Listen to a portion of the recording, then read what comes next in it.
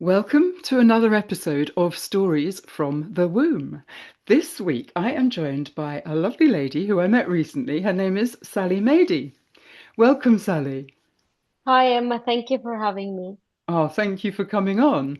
Um, and I'm just going to hand over to you, actually, Sally, to tell your birth stories exactly as feels right for you, if that's okay.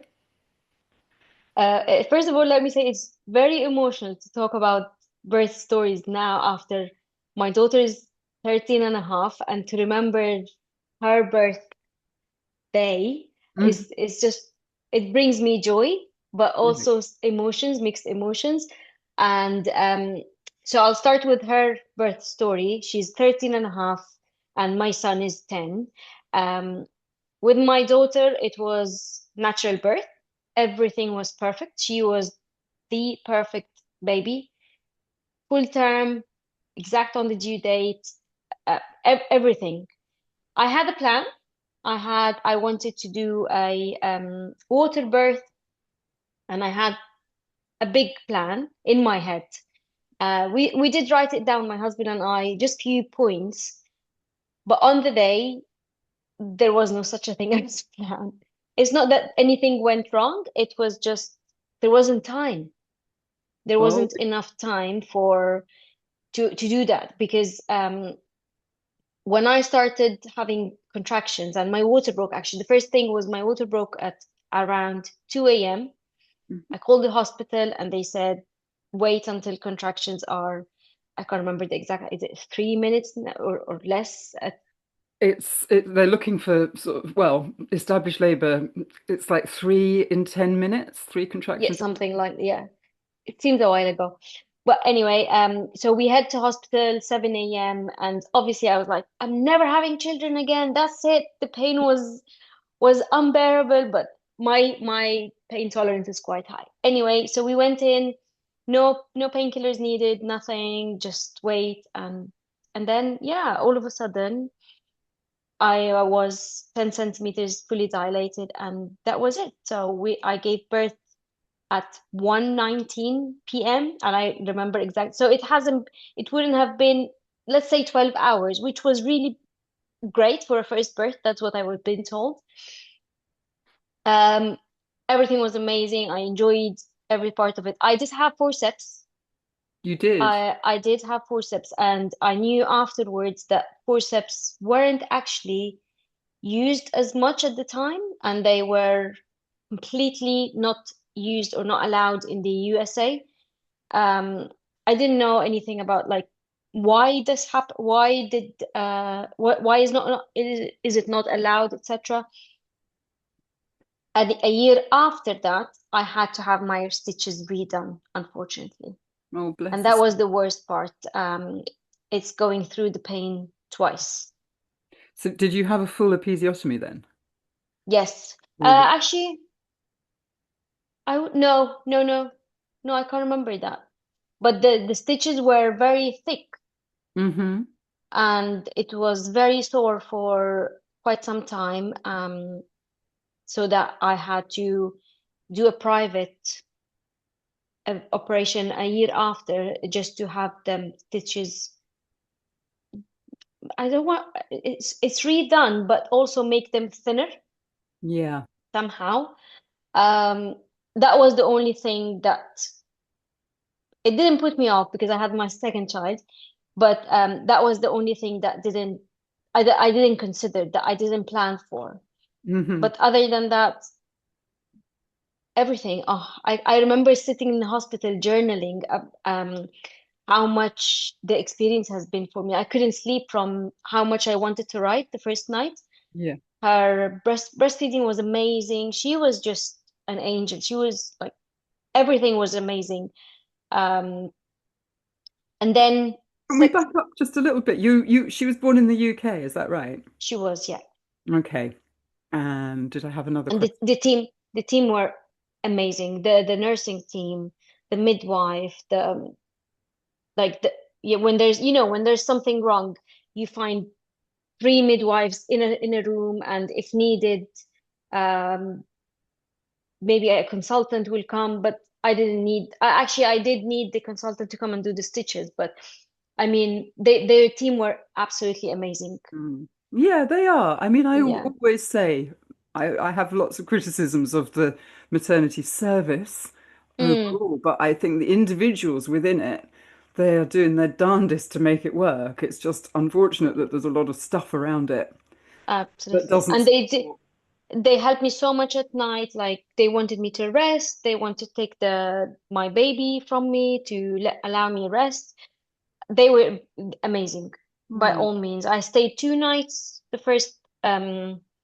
I stayed 2 nights in both births, only because by the time I went to work the ward, it was quite late, and they keep you one night, and then the next day they it was a weekend, so they needed the pediatrician to see my daughter, and then they're before they go, or I yeah, and wait for me to pee and all of that.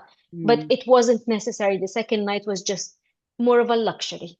Nice. And did it feel luxurious? It did because they, as I said, that I had such amazing help from the team, Mhm. encouraging me to walk, encouraging me to take a shower, and it was just very supportive team. Yeah, Lovely. That's so lovely to hear because it's not always the case, is it? I know, and this is what happened with the second time. Okay. Oh, here we go. Here we go. Batten down the hatches, everybody. Incoming. So with my second pregnancy, at the scan, 5 weeks, 5 months scan, where you find the gender of the baby, it was 2 days before we were due to fly to Mexico. And Hmm. I went into the scan, and I was told that I had placenta previa, which Okay. means my placenta was very low down, that Yeah. it's completely blocking the exit. Yeah. And it was unlikely that it would move. And therefore, I have to be very careful for the remainder of my pregnancy. Hmm.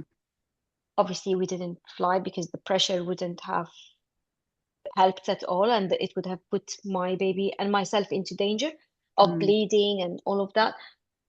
So this was a bit worrying because I had to be very careful with my movement, can't carry much, and my daughter was 3 at the time, so it was a bit demanding.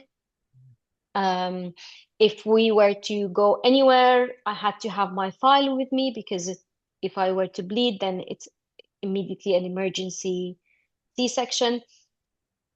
So this was the worrying part, that with every move, you're not sure what's happening. And if the baby's not active enough, you think, oh, what's happening inside there? So this was the part that it was stressing me I can so imagine. much. Yeah, it was. And not just me, obviously my husband as well, not sure what's happening. But again, the team have been amazing. I was seen more than often than the usual. I had extra scans as Mm. well. So Yeah. instead of then, because after the 5 months, if you're in the UK, you don't have any more ultrasound scans for the Mm. baby unless needed.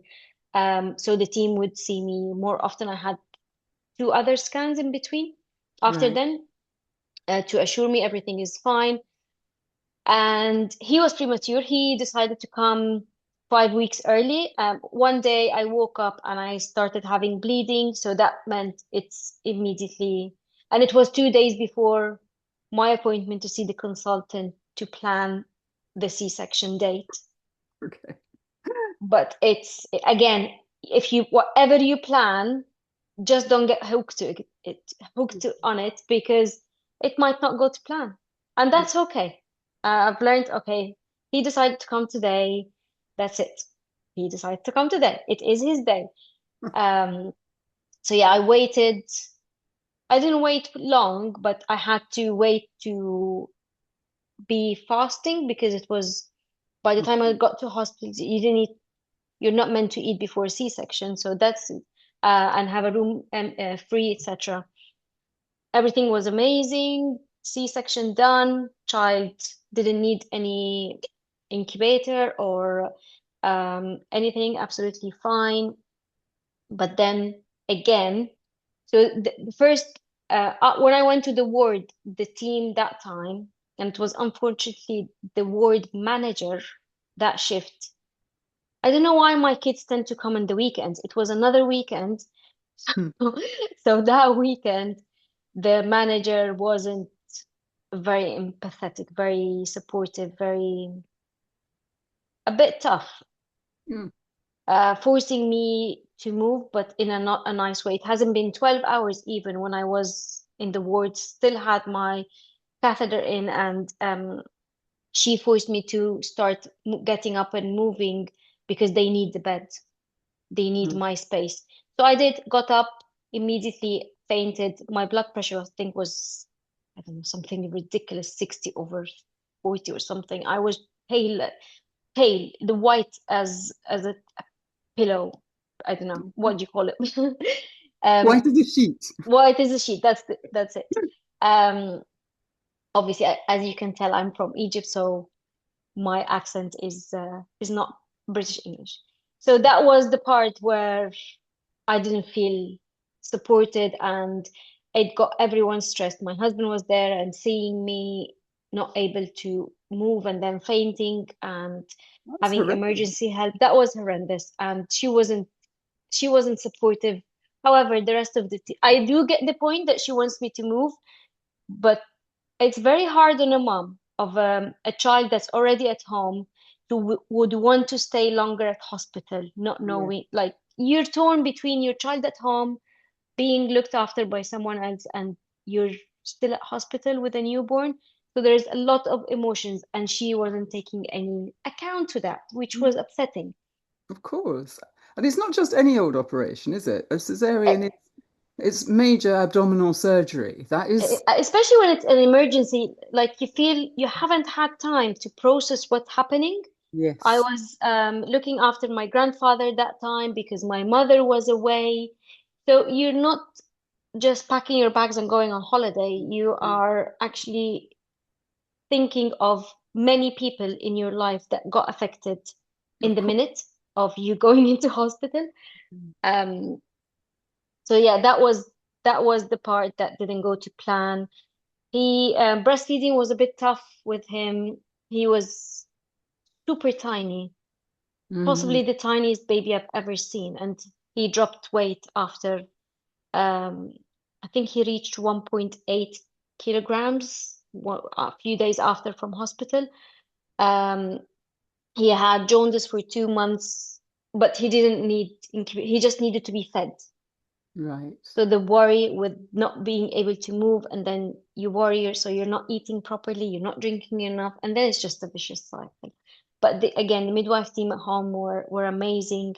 However, can't break a habit. I had to have my stitches redone No way. because my womb got stuck to like my stomach lining Uh-huh. because of how thick.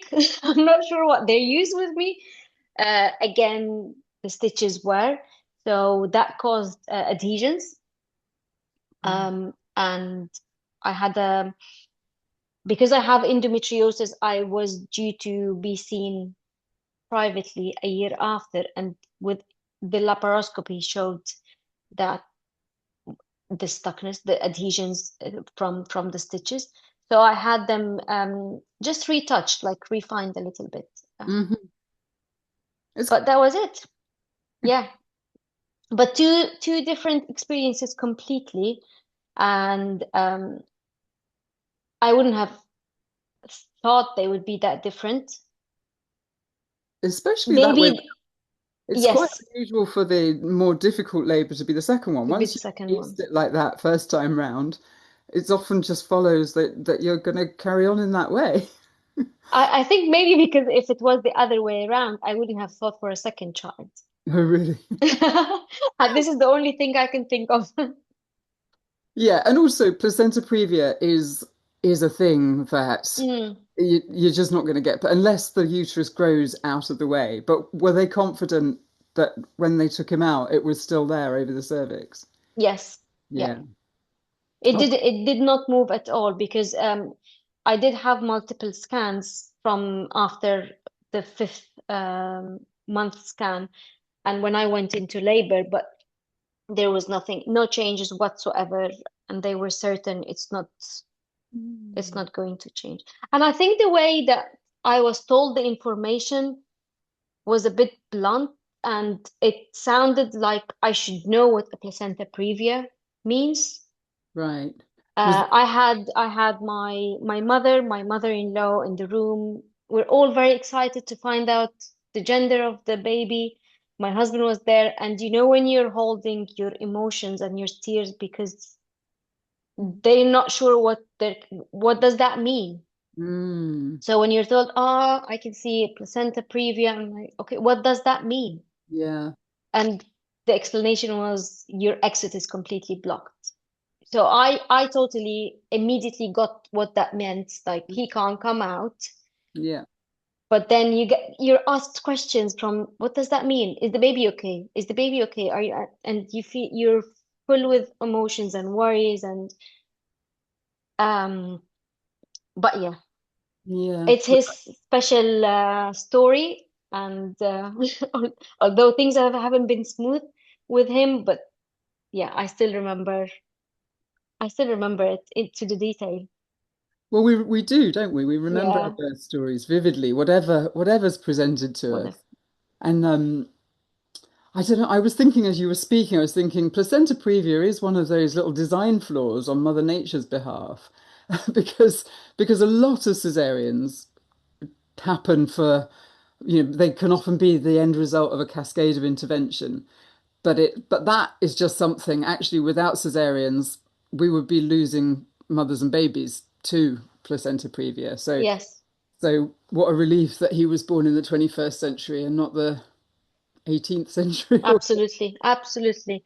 Um, and yet there are different, they did say that some placentas are partially blocking the exit, and these Yeah. there are the ones that could possibly move. So not all placenta that aren't in place mean Yeah. C-section. Um, Yeah, they can grow but as the yes, uterus grows. absolutely. They can Yeah. just grow up. But yeah, I wonder what goes on in there that they can get in the wrong place. Because it's the placenta belongs to the baby. I understand it's like the Mm. baby that produces it. So, you know, I guess they make mistakes sometimes. But and how has your journey been as a mother with both of your children? Have you noticed any difference between the sort of style of birth? Has it changed, affected any bonding, or you said it was a bit more difficult to breastfeed him? Yeah, it was, I didn't have enough milk, and the worry, the stress, the tiredness,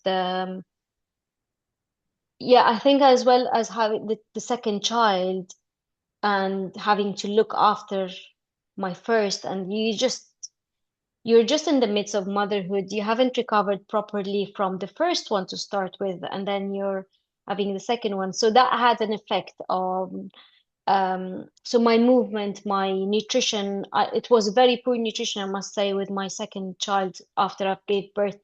I wasn't looking after myself properly, and that had an effect on uh, how well I was breastfeeding. But it created a different bond between us, between Mm, my son and I. I used to look at him at the beginning and, as a victim, bless him, like, oh, poor thing, you had to go through that. And then it created a different bond. While yeah, I remember not wanting to stop breastfeeding with my first one. yeah, I loved breastfeeding. I didn't have any problem, didn't have problem stopping either. It was all very smooth. But with him, all my focus was to make him grow because he was so little. So whatever it could take, I just want him to grow. yes, And it did mean that I had to top his feed with just a little bit of formula to start with at the beginning, and that didn't feel I didn't feel bad about doing that with the second child, while I was not happy giving my daughter, my firstborn, formula, because I thought I have milk. I have so much milk. I don't want to switch you to formula. I don't want to switch you even to normal milk. But it was time to stop when she started. nursery full time, Right. and that was just unsustainable. But with my other son, I would have loved to have more a longer breastfeeding bond. It was just for comfort, not for growth, not for nutrition for him. Yeah, and you said all the pieces that you just talked about, the stress and the worry. Breastfeeding needs oxytocin, as does Hmm. labor. And when you're stressed out and you're worried and you're trying to do multiple things and you're trying to recover from abdominal surgery as well and have a brand new baby and all that that entails, I would say that's probably why your milk wasn't able to flow so freely because of your Yeah. hormones. And then oh, to top it up, his 2 months, what is it? The 8 weeks vaccine they had. One of them is rotavirus. The rota in the he had a side effect from it, was bleeding in the stool. There was blood in the stool. So all that meant that he can't have the second dose. So the worry with him was a bit constant because Mm, of how small he was as well. So that did have a huge effect on me physically, mentally, and the worry was just too much. Uh, it it meant that there was no way to breastfeed him fully and have enough milk for him because of how much things were topping up the worry that I had towards yeah, him, and how little I don't know how even I was holding him. He was just so little. I know there are kids that are even smaller, much premature, but I wasn't used to that. My daughter was full term, so there is the shock of difference. But what I've learned from the experience is, as I couldn't compare their birth stories or birth experiences. I can't compare them as children either or as human beings. And that was a great reminder when they're growing up academically, how they behave, how they are socially, their sports, their hobbies, that was really whatever I do, I don't compare them anymore that's because they great. are just completely different human beings, completely different stories. Yeah, which is probably a good lesson. We probably ought not to be comparing our children because we're all unique, aren't we? Absolutely. Even twins and triplets who've shared the same space, they Yeah. have their little one has one way and the other has a different And way. then, And so they're now 10 and 13, your children. yeah. Yeah. And what have you been doing since you recovered from everything and you got back on your feet and you weren't being just full on mummy? You've probably got a bit of time now, haven't you, for your own work and your own business? Yes, yes. I've been since they were little, I worked in the family businesses, supporting different family businesses. But for the past 4 years, I've been starting up my own coaching business, Hmm. and I help mothers to reconnect with themselves, to reclaim their identity. Because after the journey of motherhood, birth, and you lose part of yourself, you forget what you're you like to do, what you enjoy doing. You are focused completely on giving so much that you may start doubting yourself, doubting your abilities, and this is where I help mothers reconnect with themselves so that they can find joy in life, find fulfillment beyond motherhood. By all means, to me, motherhood is the greatest achievement and privilege. Um, but if it's affecting how you see yourself or how you're progressing in life, then this can change. And it has changed for me. Yeah. That's such a lovely offering because I think, well, motherhood is a very sort of underseen and undervalued profession, occupation, whatever the word is. I mean, it is the most time consuming of all the professions, and it's the worst paid, I found.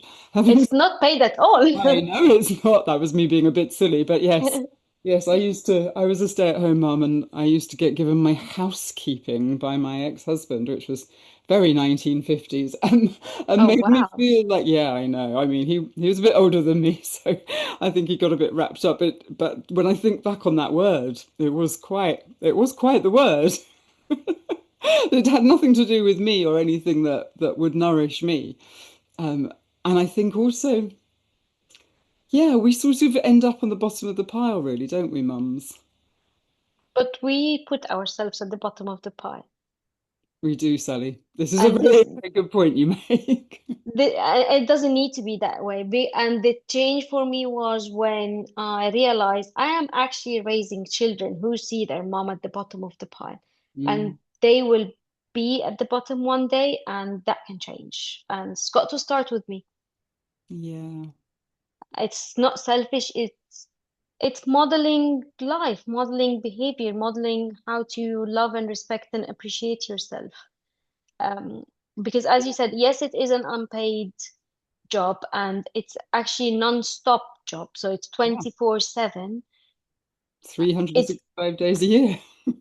even when I haven't reached that stage yet, when they leave the house, when we run become an empty nesters. But that doesn't stop. You will always worry about them. You'll always think of how you can support them, their families, their kids, their everything in life. So it doesn't stop. Once you start, it doesn't stop. So looking after ourselves will just mean longer, healthier, happier relationship Mm, and health as well. yeah. And relationship with the partner as well. It's not just about the relationship with the children, is it? It's also coming back to yourself because our partners, the fathers are, or the, yeah, our partners did not fall in love with us as mothers. Well, they might have done, I suppose, if you had already had children, but but Yeah. it's a shift in the relationship, and it's all about how we land and settle. I wish I'd had some of you when I was a mum. Yeah. I am still a mum, like you say. It doesn't go Yeah. away. I do have an empty nest, but I do check in with how they are often. So Yeah, this is exactly what I tell the moms I work with is once you start putting yourself back into perspective. What happens is studies actually showed that a child's happiness is immediately correlated to a mom's happiness. So if you're happy, they're happy children, and you can test that. If you come home grumpy, the kids will pick on that and they will start acting out. They will start maybe snapping. They will start fighting together. While if you're happy in your general life and content, they will be happy and they will be regulated from your regulation. But not only that, as you said, relationships will improve massively once you start putting yourself in perspective. You will stop being um, waiting for validation, for to be seen by someone else, to be appreciated, because you are just happy as you are, content, you're fulfilled. It will have an effect on your business if you want to start a business, if you want to maybe ask for a promotion, maybe change jobs. Maybe we can't do that from a place when we are disconnected from ourselves, when we don't know where we want to head to. So it starts with self and then it just ripples out yeah, and has a huge impact on everyone and everything in life, not to mention the mental health and how important that affects once you see yourself differently. That changes everything. absolutely. And what's the name of your business? Coaching for balance.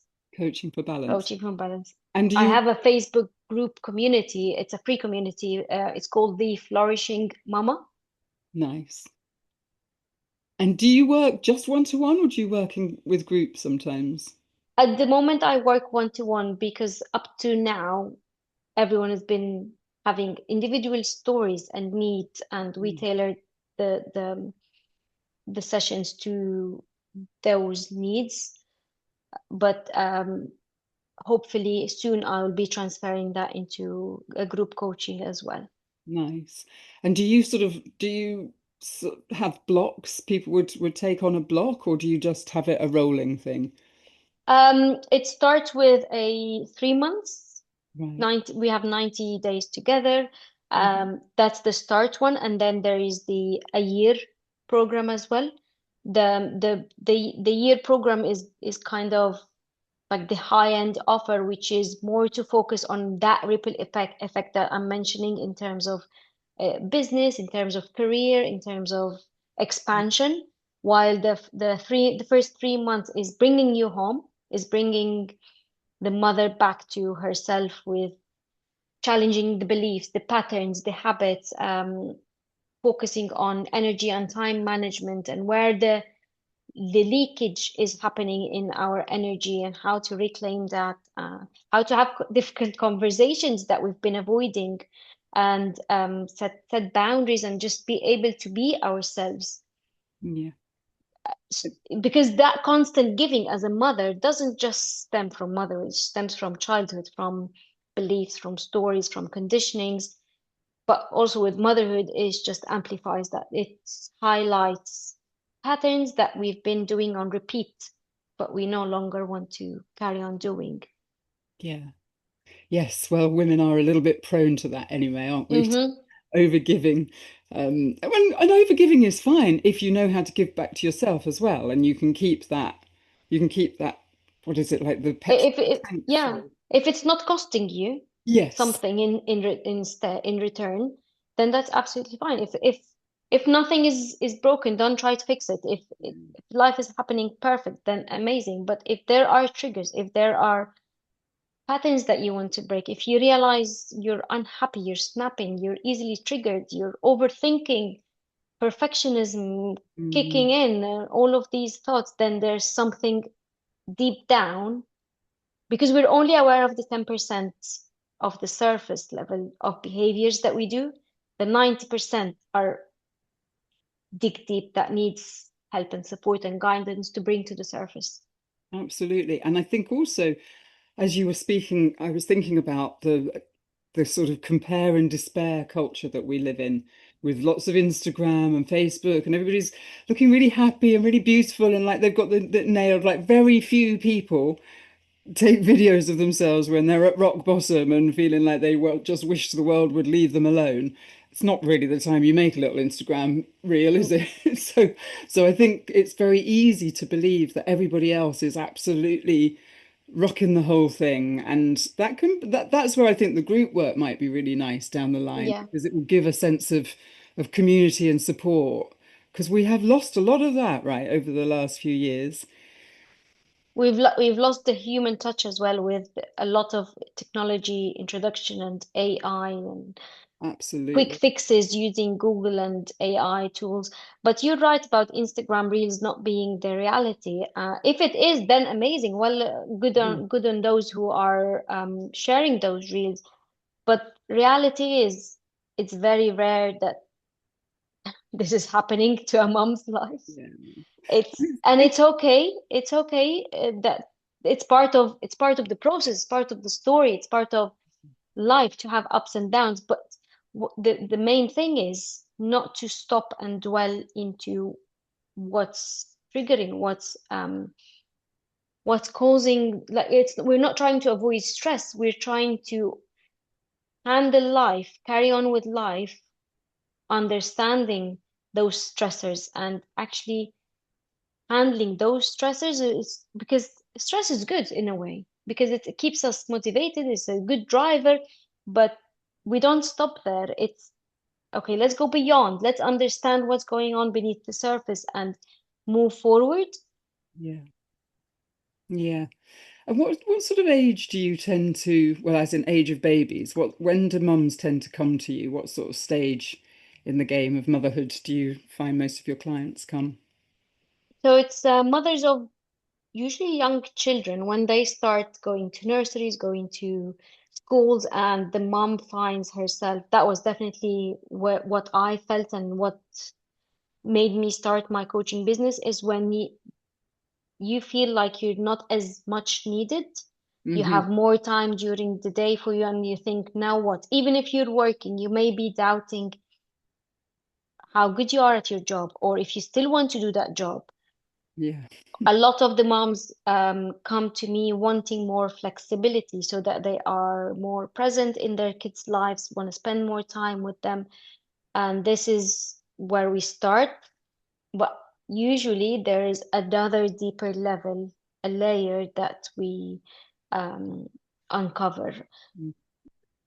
Many keep coming to because they want more time. We're not going to buy more time, but we will look at how the time is spent now. If it's wisely spent, because these are the main resources. Our energy and time are the only resources that we cannot buy or outsource. This is where we look at, and then again, usually underneath there is maybe people pleasing patterns. So you're giving your time and energy where it's not belonging, where it's not necessary, and now you reclaim you don't have time. There is a lack of boundaries, even with work, Mm.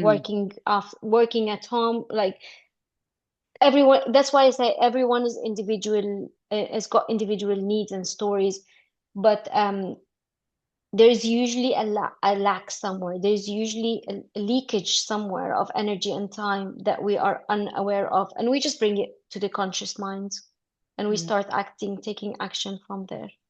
I love that. And you're based on the South Coast like me, aren't you? But Yes. do you work online or is it just face to face you do? Yeah, the majority are online, because again, it's easier, it's accessible, and I don't mind working in person. I've done that before, and whatever works. But I don't like driving too far, and then that takes up a lot of time there and back. Um, And but also yeah, for the client, it's the same thing, isn't it? Especially in some of these cities on the South Coast where you have to spend a small fortune parking and things. absolutely. Online kind of makes sense, really. There, Yes, it's the comfort of it. I had few moms, their kids were around as well with during, so you don't have to um, change your routine, change your schedule for sessions. It's obviously it's not the best when your child wants you, because this is your time. yeah. This is your time but during nap time, that's easily done. In the evenings, I work few evenings as well. But Yeah. again, I am a mom of young children, and I've been trying to be as strict as possible with my work and life boundaries, because I want to be present in their lives. Mm.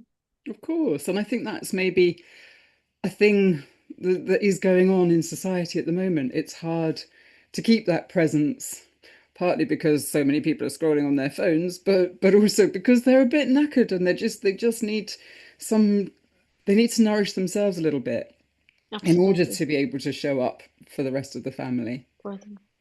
So what Yeah, would I read something that by the age of 12, you would have spent 75% of the child's life with you, and then by the age of, let's say, 16, 18, they may move out. And I want to make the most of that time. yeah. Yeah. And where are you headed? What's your ambition for your business if you have one?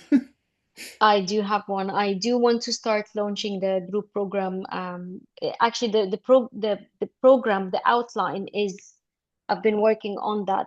But my biggest dream ever is where I'm heading, is to have a wellness center for moms. What that would include myself, like coaching and different practices, maybe massage, maybe midwife clinic, hypnobirthing possibly as well, baby massage.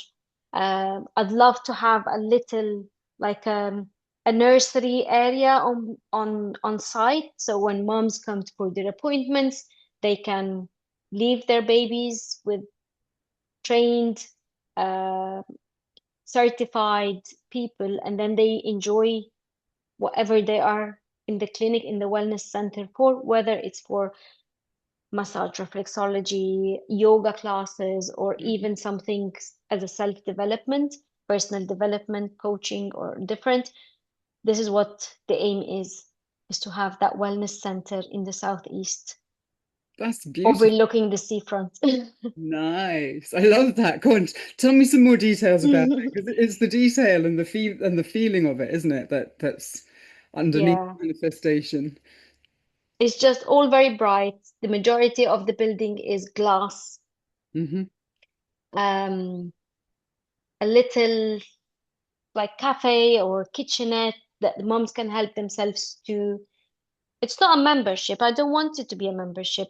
They book in a session, whichever area they need, they're coming for, whatever clinic, and they come to spend time as well afterwards with their children. So Hmm. it's a space where moms can find everything they need in one place. I like to work in collaborations, so having different women, mothers who understand that yes, cancellation last minute do happen. Yeah. Life carries on. If someone is taking advantage of that, then absolutely that's understandable. But it's having that flexibility, having that feel of community as well, where moms feel supported. Lots of flowers in the building, absolutely. Candles, but candles I know are dangerous, but I love scented candles, so something of scented something to I be in the guess building. you could have an infuser with some of those little Yeah, powered candles. just a child-friendly one. Yeah. Hmm. But yeah, that's the aim, to have different, yeah, someone like doulas, just a space to be, Yeah. and then definitely having a silence room,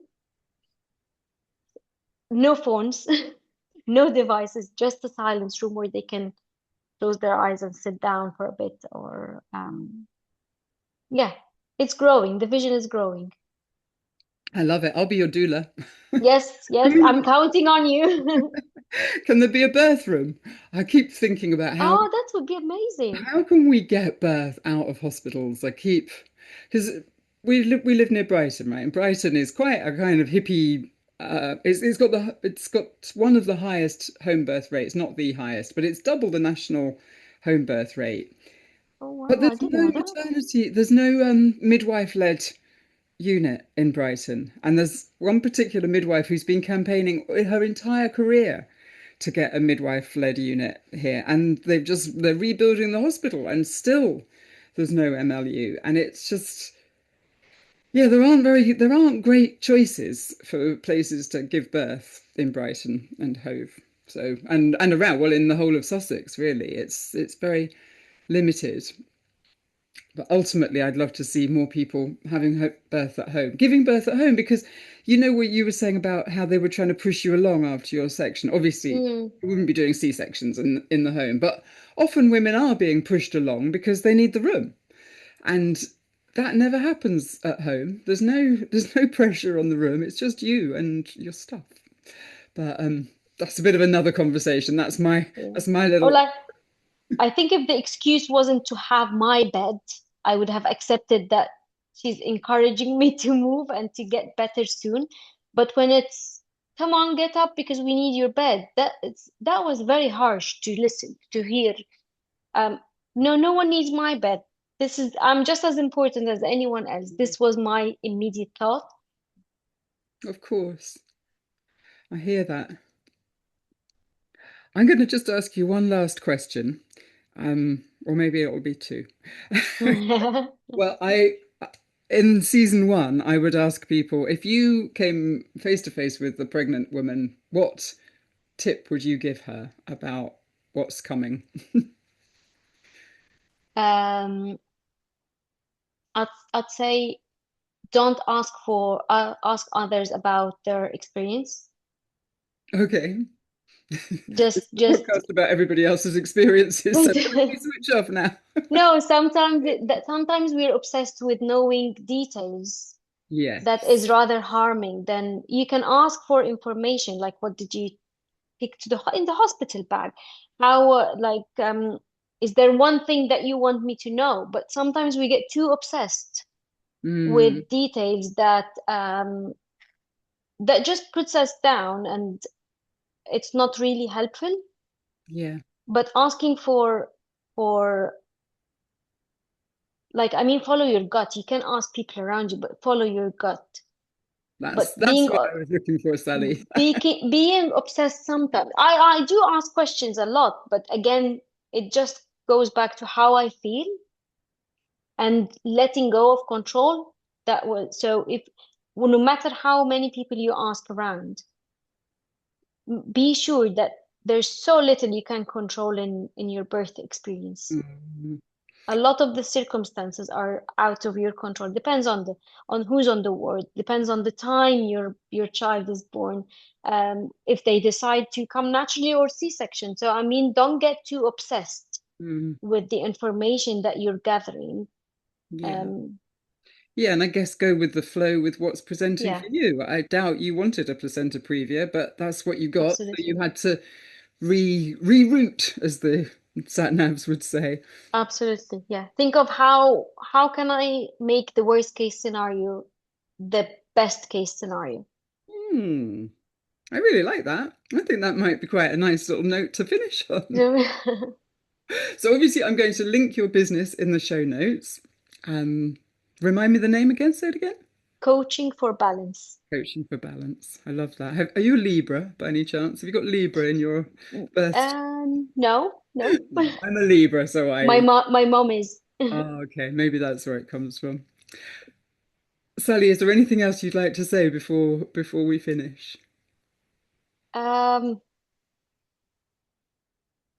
I just loved today. Thank you for bringing me on.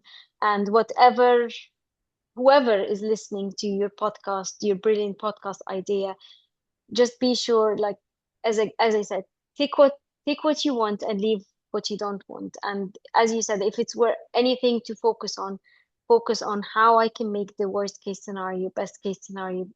This is your focus to make it as best as possible, not to overthink, not to keep ruminating on thoughts or things you can't control, and just enjoy your pregnancy, enjoy your motherhood. And well, I did say I was going to ask you two questions, so I'm going to ask the second question, which is: it once a mother has become a mother, obviously you work in that field more. Is there one little takeaway that you would give them? Make room for yourself, make time for yourself, definitely. Love it. Yeah. Really, And really. another one, when you ask for help, just give it completely, like let go completely of controlling, Yeah. because we tend to micromanage and that just doesn't help. That keeps us in the overthinking loop. Yeah, and people are less likely to help if they're micromanaged. So, Yeah, it creates resistance. yeah, It creates that sense of wanting to control everything, and especially partners, they don't like that. yeah, yeah. Receive with grace, I guess. Yes, let go, let go. Just make room for yourself. Yeah. Wonderful. Thank you so very much for spending time with me this afternoon. I really appreciate it. Thank you so much, Emma. I've forgotten how I finish these. Oh well. Thank you for listening. Have a wonderful week. Bye bye. Bye. Oh, they, sorry. Oh, there we go. It's not as difficult as it looks, but. Mm.